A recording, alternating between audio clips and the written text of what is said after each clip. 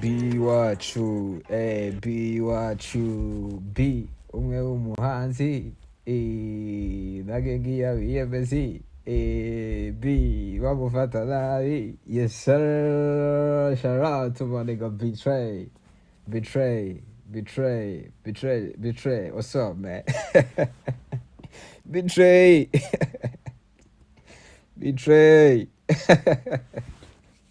I don't want to talk much more. I don't want to talk much though. Kuri Betray kubera ko Betray ndamwemera. Ase Betray buri aranyemera. Ko nje mwemera Betray aranyemera. Betray ko n'umuntu wanjye. Betray n'umuntu wanjye, buriya Betray n'umwe mu bantu tudafite ikintu twapfa. Ko Betray ibyaba byose Betray n'umwe mu bantu nzi ko bagira culture ya rap. Kandi nanjye ndumwe mu bantu nzi nyine kuri culture kabisa babisanura neza cyane. So rero Betray ni gutya. Nta mucikira nanjye nta yacikira. Babwita Betray, hano yari ari kumwe n'umuriga wanjye bita Kenya Tattoo, all the way coming from Kenya Trap fucking gang.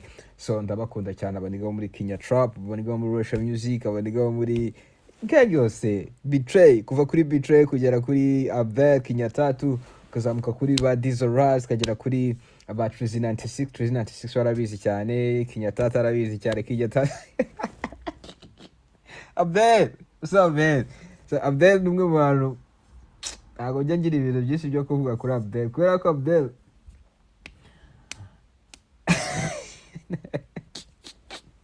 duhe cyazanyisha kaceceke. Yes sir, Kenya Tattoo ndagukunda man. No, what the fuck, ndakwemera. Tazagira umuntu uvugira ngo iki Ruskiri utansiga bro.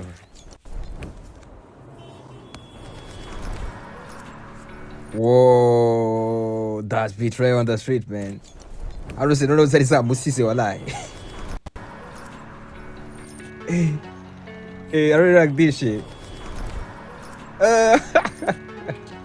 Yeah, producerized Betray Tansiga. Yes sir. Just amazing nk'umuntu like bisi yari yamusize. Izi za bisi kera zo mu Rwanda. Agize bazitaga gute man? Bazitaga gute la? Twegerana I guess. Asubu n'ubusizi cyaba. Twegera n'ubuzira haba. So utanse no se Betray kamanza gwitareba ku ruhande arareba iki. Yes sir. Nakunze ukuntu nyine yabihuje n'amasengesho na performance yo mu cyumba cya rap. Right.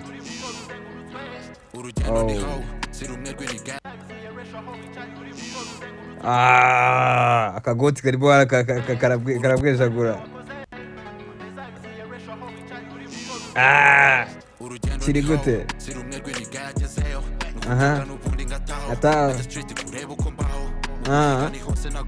Oh damn, urugendo ariho n'ubundi ntago ari urw'uniga yageze. Nuko like ntahantu ndagera, still n'ubundi ndacyari muri move, ndacyari kwirukanka, ndacyashaka gukora byinshi, ndacyafite inzozi nyinshi zo kugeraho. Ntago mfite urugendo rw'uniga yagezeyo, ndacyari n'ubundi ndacyabyuka ntaho nkajya gushaka imifungo. Yes sir.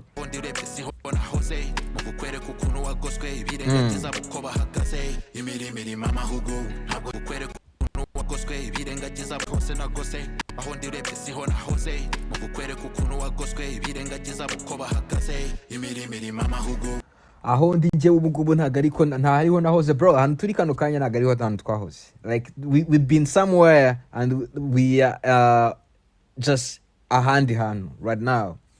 Hari ahantu twari turi ariko hari naho turi kano kanya. Aho ndi kano kanya ntago ariho nahoze. Uri kubyumva? None abantu bakoboye kugira ngo bakwereke uburyo wagoswe birengagiza bukuntu bameze. Just akaza kukubwira ngo yo nguzi ngo n'ikindi ngo reba mani ngo move ngo zawe ngo reba ngo bro better watch your step.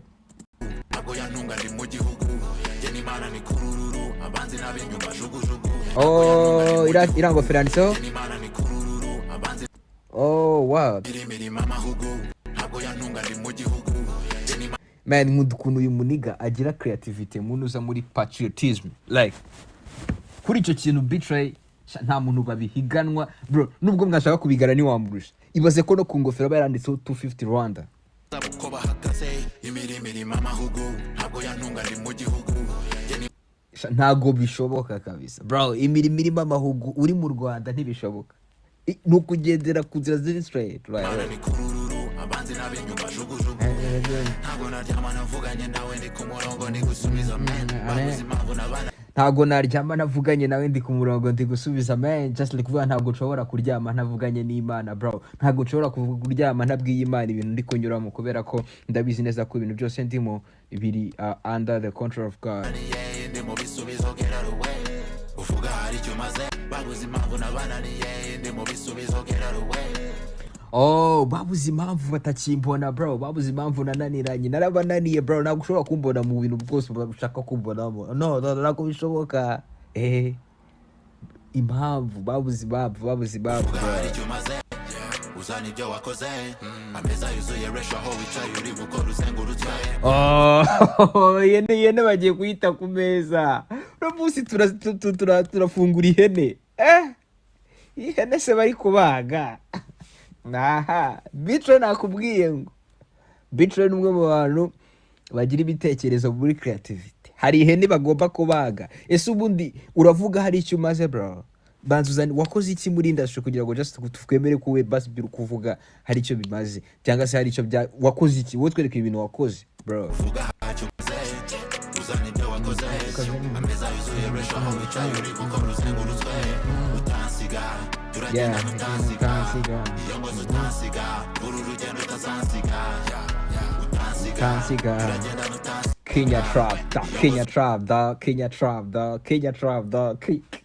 Kenya Trap dog. So Bitre ndamukunda cyane. Bitre nkunda ukuntu nyine agira creativity, nkunda Bitre ukuntu ashyiramo ibitekerezo ibintu byose agiye gukora, nubwo yaba agiye kugira umuntu mutama muri creativity amutama muri creativity, ariko turagendana utansiga bro, uko byagenda kose ibyo wavuga byose. Uno munsi turafungura ihene, ariko njye n'ihene turagendana, njye rero tugomba kugenda, ntabwo yansiga bro, ntabwo ushobora kunsiga, uramenye utansiga bro, turagendana utansiga bro, turagendana muri Kenya Trap.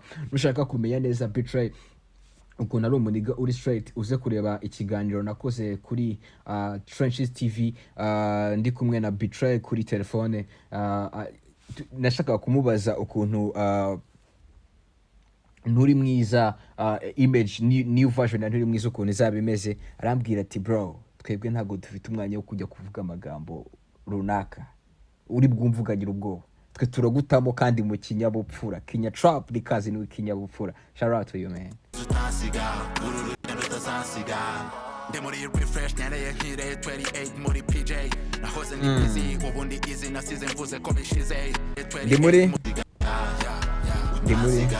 turagenda utansiga iyo ngozi utansiga uru rugendo utazansiga. Ndi muri refresh nyereye nkire 28 muri PJ nahoze ndi muri refresh nyereye nkire 28 muri PJ, like nukuvuga hari movement nari mazemo iminsi ya fo, hari movement ya fo, kandi murabizi ibyo ntabwo nshaka kujya kubigaruka kuko ni ugukomeza kumusiga isura itari nziza gukomeza kubivuga. Gusa nawe ubwo arakubwira ati ndi muri refresh, ndi kongera gutangira kubera ko nasanze fe yari yaransize. Noneho ubu ngubu ahantu bigeze ntabwo hip hop iri bunsige, ntabwo muri bunsige kubera ko uyu ngubu turi kumwe turagendana ku murongo, ntabwo muri bunsige, ntabwo nongera gutazira.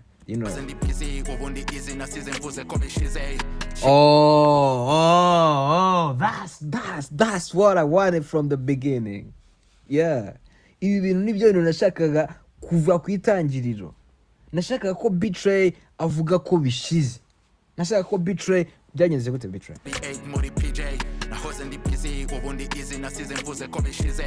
nahoze ndi busy, murabyibuka akora track yitwa Move.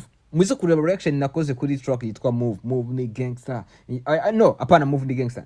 Move ni gangster ntagibaho, iyo ni Mood. Track yitwa Move yaravuga ngo Move ni zingaga kuri boze bye. Okay, na avuga ngo kuri street yavuze bye. Naramubwiye Bitre, how can you there to say like kuri street navuze bye, kuri street wavuze bye, and then uracyari umuraperi, uri umupasteri, uri iki? So that time Betray ni nkunze ko yabihinduye avuze ngo kiragiye nari busy ariko right now ndi easy kubera ko ndi gukora refresh, ndi kwisubiraho biriya bintu nari ndimo kiragiye nanjye naje gusanga ari move za Waboy Guess. Yes sir, that's Betray.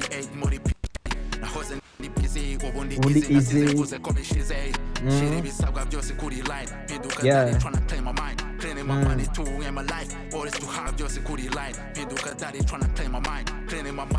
Mpinduka daddy, that's straight my mind. Like nkimara kubyara, nkimara kuba papa w'umwana, ibyo ngibyo byamfunguye ubwonko, naje kubona ko ibindi bintu byose ushobora gukora byaba ari ubugoryi, nta mu papa wo kujya muri shit like that.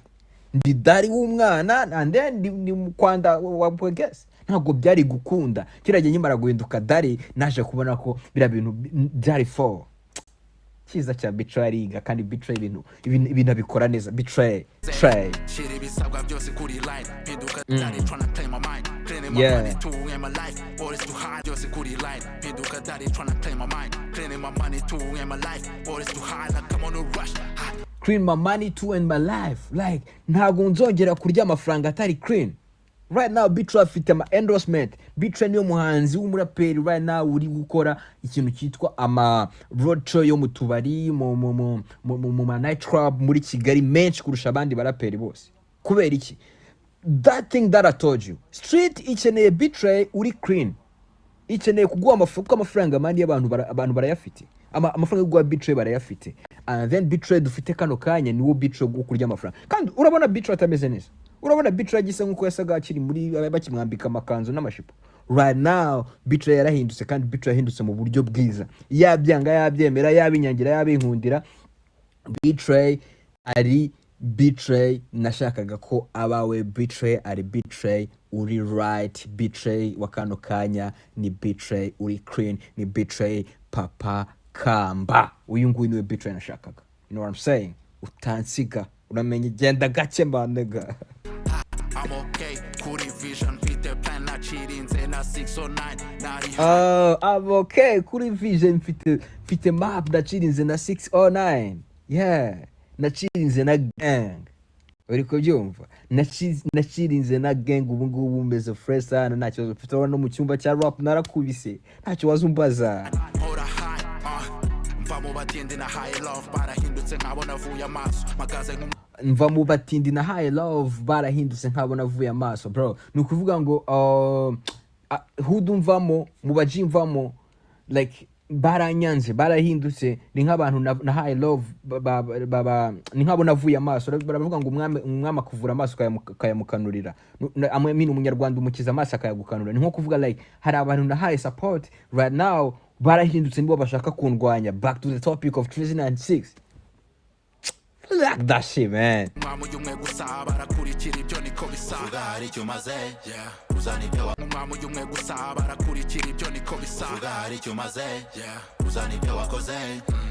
Ese kuvuga hari icyo umaze bana? Bro, kuki gomeza kumva ngo umaze iki banega? Wazanye ikintu wakoze bishyira uvuge ngo nakoze ibi. Bro, ureke kumvuga nta kintu urakora. Cartel Ortega Takafela Waboy Guess. Yeah, ameza yuzuye resha uri gukora uzengurutse. Yes sir, that image man. Iyi image ni urukundo, iyi image iravuga urukundo, iyi image dusubiza mu mwaka wa 2021 igihe Bushido yari locked up, Betray out there and hari saga na stuff like that. Nashaka kongera kugarukamo, gusa iyi image igaragaza urukundo bro. Iyi image ifata hip hop ikayisubiza 2021 igihe ibintu bitari bisa neza, ikatwereka ko kugira ngo tugire aho tugera ari urukundo, ubufatanye, support each other.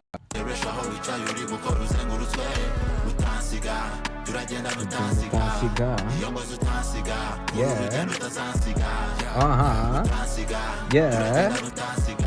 Turagendana ntago wansiga.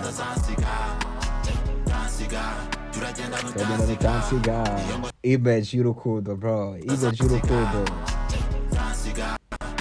Turagendana utansiga. Trap for life, trap for life man. utansiga turagenda utansiga iyo ngozi utansiga kuri urugendo utazansiga utazansiga utansiga bro ntago wansiga, you know what I'm saying. B wacu ari mu cyumba cya rap amaze gukubita show ya Danger. B wacu. So shout out to maniga Betray umwe w'umuhanzi. Shout out kuri B bamufata nabi. Shout out to you man, shout out to you. I really like all the shit that you did on this track. I really like all the powers and energy that you invest in this shit. I really like all the creativity and all the lyrics, how you made it. It was crazy. Betray, I really like your movement right now. I'm on your side. See ya bro. See ya Betray fans. Abafana ba Betray nizere ko nta kibazo tugifitanye. Si mumeze neza noneho. Yes sir.